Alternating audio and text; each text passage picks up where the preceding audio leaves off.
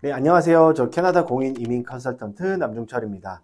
자, 오늘 이 시간에는 많은 분들이 물어보시고 항상 고민이 되는 어떤 영어 시험이 내 영주권을 하는데 좀 더 도움이 될까라는 주제를 가지고 말씀을 드리려고 합니다. 대표적인 시험 두 가지가 있죠. IELTS, 그다음에 CELPIP 두 가지가 있는데 오늘은 이 두 가지 시험 제가 간단하게 비교해 드리도록 하겠습니다.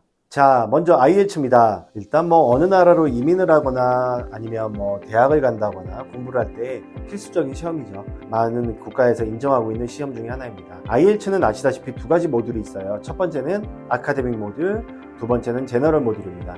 자, 아카데믹은 언제 써야 되냐? 내가 컬리지를 가거나 대학을 갈 때 영어 성적을 제출할 때는 무조건 아카데믹으로 시험을 보셔야 됩니다. 두 번째, 제너럴은 여러분이 이민을 하실 때 꼭 필요한 시험입니다. 그래서 난 대학 갈 때 아카데믹으로 시험을 봤는데 이 시험 그대로 영주권한테 쓸 수 있어요? 라고 질문을 주시는데 쓸 수 없습니다.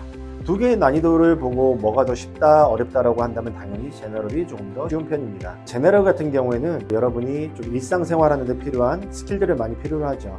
예를 들어서 라이팅도 아카데믹은 도표를 분석하고 해석하는 데 좀 의미가 있다라고 한다면 제너럴 같은 경우에는 이메일을 쓴다거나 어떤 주제에 대해서 내 의견, 찬성하느냐 반대하느냐 그런 뒷받침 의견들을 넣을 수 있는 주제로 되어 있기 때문에 아카데믹을 공부하시고 나서 너무 어려워서 IELTS 안 될 것 같아 라고 포기하지 마시고 제너럴 같은 경우 좀 더 난이도가 낮은 편이니까 한번 시험을 보셔도 좋지 않겠냐 라는 생각을 하고 있고요. IELTS의 가장 큰 장점이 채점관과 얼굴을 마주대고 스피킹 시험을 보고 그 녹음본을 가지고 채점을 하시기 때문에 즉 스피킹 시험을 인펄슨으로 한다는 거죠. 주관 기관이 두 군데가 있습니다. IDP에서도 주관을 하고 있고 브리티시 카운슬에서도 주관을 하고 있는데 어디서 시험을 보면 좀 더 쉽다, 좀 더 점수가 잘 나온다, 캐나다보다 한국 가서 보면 시험 잘 나온다더라 이런 얘기 있었는데 다 근거 없는 얘기고 어디서 보시든 성적은 똑같이 나오니까 그 부분에 대한 편견은 안 가지셔도 좋을 것 같습니다.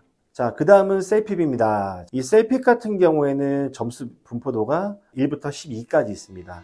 여러분이 만약에 CELPIP으로 10까지 받는다면 영주권 할 때 필요한 최고 점수인 CLB 10 점수와 동등한 점수를 받게 됩니다. 그래서 CELPIP 같은 경우 많이 시험을 보시고 아무래도 좀 캐나다에서 개발되었기 때문에 가장 최신 버전으로 되어 있고 시험 문제에 나오는 발음이나 이런 부분들이 약간 북미권 발음들이 많이 나오고 있죠.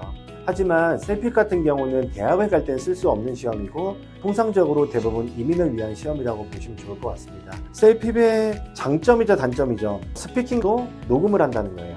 그래서 컴퓨터 화면에 어떤 주제가 주어지고 그 부분을 내가 컴퓨터로 녹음을 하게 되는데 아무래도 선생님들이 앞에 있고 좀 아이스 브레이킹도 해주고 시작하는 거랑 어떤 화면이 나오고 그 화면에 대해서 설명하는 게 즉흥적으로 나올 수 있는 부분에 대해서는 물론 개개인마다 차이는 있겠지만 많은 분들이 그 부분에 있어서는 인펄슨을 조금 더 좋아하지 않냐라는 생각을 하고 있습니다. 네, 어떤 시험이 좀 더 유리하냐, 어떤 시험이 좀 더 쉽냐라는 부분은 사실 말씀드리기 어려울 것 같아요. 왜냐하면 개개인마다 가진 기본적인 영어 실력이라든가 달라질 수 있기 때문에 제 기준에서 봤을 때 만약에 여러분이 필요한 성적이 CLB5다. 그렇다면 빠른 시간 내에 이 점수를 취득할 수 있는 건 CELPIP이 유리하다고 보여져요. 왜냐하면 CLB5는 CELPIP으로 봤을 때 5거든요. 그리고 CELPIP이라는 시험 자체가 낮은 레벨, 한 중간 아래쪽 레벨에서는 조금 더 빨리 취득할 수 있는 그런 장점이 있는 것 같습니다. 하지만 여러분이 요구하는 성적이 CLB7 정도다 라고 한다면은 저는 오히려 IELTS를 좀 더 추천드리고 싶어요. 자, 그 이유는 뭐냐? CLB7을 환산했을 때 CELPIP은 7이 되어야 돼요.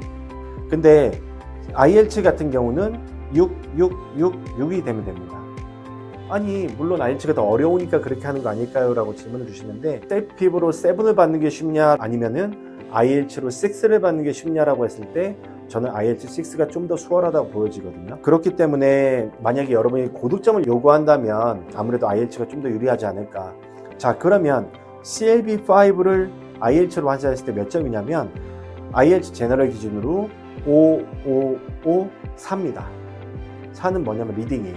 즉 나는 리딩만 좀 취약해 라고 하시는 분들은 IELTS로 넘어오셔서 시험 보신다면은 오히려 좀 더 유리한 상황이 나올 수가 있죠. 자, 또 하나 IELTS는 항목별로 다르지만 0.5점만 올라간다고 하더라도 CLB에서 1점 이상 가산점이 되는 경우가 많이 있거든요. 좀 고득점을 요구하신다면 IELTS 제너럴로 도전하시는 것도 좋은 방법일 것 같습니다. 하지만 만약에 나는 스피킹 시험 보는데 사람과 마주보고 시험 보는 게 좀 불편해라고 하신다면 셀피브로 하셔도 전혀 문제 없습니다. 그리고 또 하나의 요즘 이제 인정된 시험 중에 피어슨 시험이 있는데요. 피어스는 아직 제가 경험이 없어서 그 부분은 제가 나중에 한번 시험 보고 제가 한번 느낌을 공유 드리도록 그렇게 하겠습니다.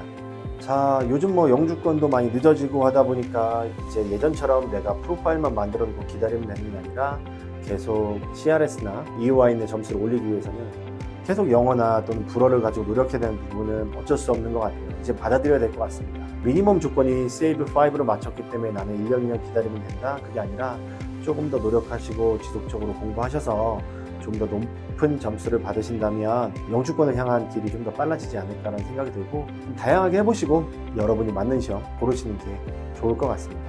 자, 오늘 영상 여기서 마치도록 하겠습니다. 다음에 더 좋은 내용으로 찾아뵙고 인사드리겠습니다. 감사합니다.